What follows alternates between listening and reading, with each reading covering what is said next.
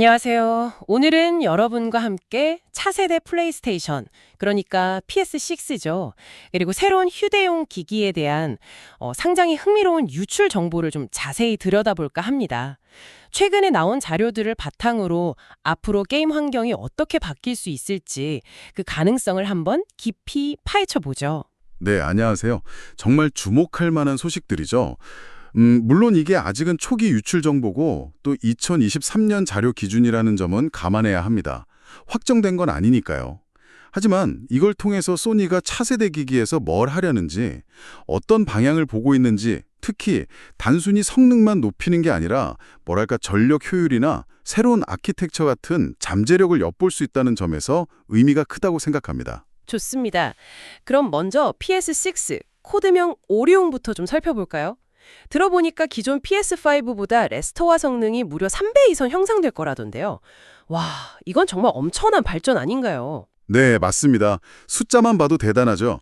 스펙을 좀 보면 CPU는 8개의 젠6 코어를 쓰고 그래픽 쪽은 RDNA5 기반의 연상 유닛, CU라고 하죠. 이게 40개에서 48개 정도 들어갈 걸로 보입니다. 클럭 속도도 3GHz 인상을 목표로 한다고 하고요. 아, RDNA5요. 그게 핵심이군요. 그렇죠. 여기서 중요한 게 단순히 CU 개수만 보면 어쩌면 PS5 프로보다 적을 수도 있어요. 하지만 RDNA5 아키텍처 자체가 IPC, 그러니까 클럭당 명령어 처리 횟수가 크게 개선되고 또 클럭 속도 자체도 더 높게 나올 가능성이 크거든요. 아, 그래서 CU 개수가 좀 적더라도 실제 성능은 훨씬 좋을 수 있다 이런 말씀이시죠? 네, 정확합니다. 그래서 전반적인 그래픽 성능, 특히 요즘 게임에서 점점 중요해지는 레이트레이싱 성능 있잖아요. 비추적 기술. 이 성능이 PS5 대비해서 6배에서 많게는 10배까지도 향상될 수 있다는 예측이 나오고 있습니다. 10배요? 와, 그럼 정말 게임 화면이 달라지겠네요? 네, 빛이나 그림자, 반사 같은 효과들이 훨씬 사실적으로 표현되면서 정말 뭐랄까 완전히 다른 차원의 몰입감을 줄 수 있다는 거죠. 이건 단순히 그냥 보기 좋은 걸 넘어서서 게임 플레이 방식 자체에도 영향을 줄 수 있는 변화입니다. 레스터 성능만 봐도 대략 RTX 4080 수준에 가까워질 수 있다는 분석도 있고요. 메모리 쪽도 좀 봐야 할 것 같은데요. 버스 폭은 줄어들 수 있다고 하는데 대신 훨씬 빠른 GDDR7 메모리를 쓴다고요. 그래서 전체 대역 폭은 오히려 PS5 프로가 576GBPs인데 이걸 넘어서 640에서 768GBPs까지도 가능할 거다. 이게 맞나요? 네, 맞습니다. 이것도 중요한 포인트인데요. 버스 폭이 좁아져도 메모리 자체가 워낙 빠르니까 전체 처리량은 더 늘어나는 거죠. 이게 어떤 의미냐면 고해상도 텍스처나 아주 복잡한 3D 모델 데이터 같은 거 있잖아요. 이런 대용량 데이터를 훨씬 빠르고 부드럽게 처리할 수 있게 됩니다. 아, 그럼 로딩 시간도 줄고 게임 월드도 훨씬 디테일하게 만들 수 있겠네요. 그렇죠. 로딩 단축은 물론이고 훨씬 더 풍부하고 세밀한 비주얼 구현이 가능해지는 겁니다. 그리고 또 하나 흥미로운 점은 목표 소비 전력인데요. 이걸 PS5 기본 모델보다도 낮은 160W 수준으로 잡고 있다는 거예요.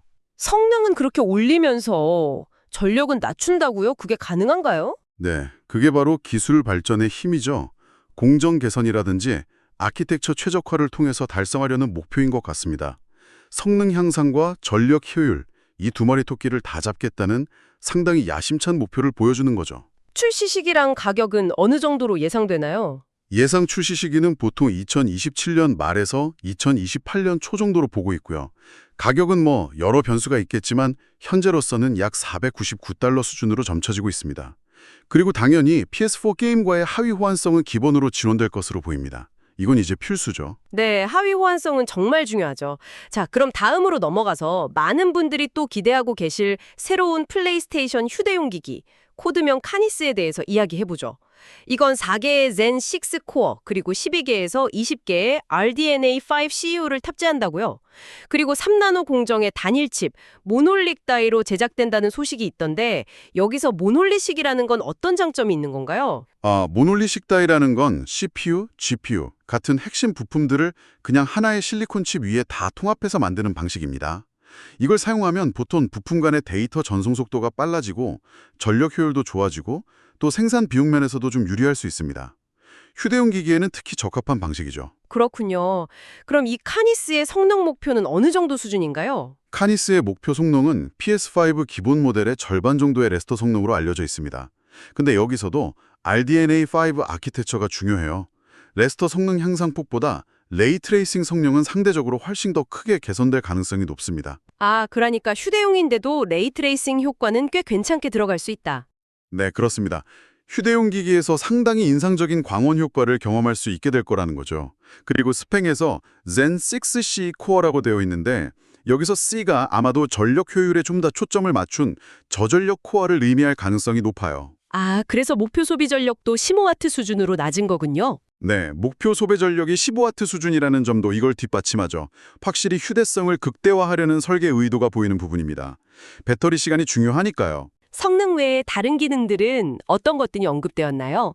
휴대용 기기로서 갖춰야 할 것들이 많을 텐데요. 네, 여러 가지가 언급되는데요. 일단 PS4, PS5 게임 하위 호환성은 여기서도 중요하게 다뤄지는 것 같고요.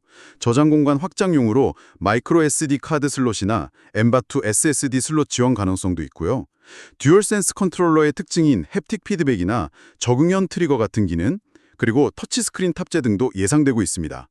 휴대용 게임기로서 필요한 기능들은 대부분 들어갈 것으로 보입니다. 성능 면에서는 곧 나올 경쟁 휴대기기들, 예를 들어 엑스박스 얼리 X 같은 것들은 쉽게 능가할 것으로 보인다고요. 네. 유출된 사양만 보면 그럴 가능성이 높아 보입니다. 하지만 출시 시기가 PS6와 비슷하게 2027년 말이나 2028년 초로 예상되고 있어서요.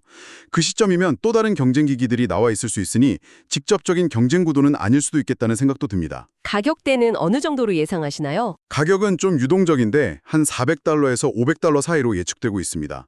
휴대용 기기치고는 약간 높은 감이 있지만 성능을 생각하면 또 납득이 가는 수준일 수도 있고요. 그렇군요. 자, 그런데 이번 유출 정보에서 차세대 엑스박스에 대한 언급도 잠깐 있었다면서요? 코드명 매그너스. 네, 아주 간략하게 언급됐습니다. 11개의 젠6 코어와 68개의 CU를 탑재할 거라는 내용이었는데요.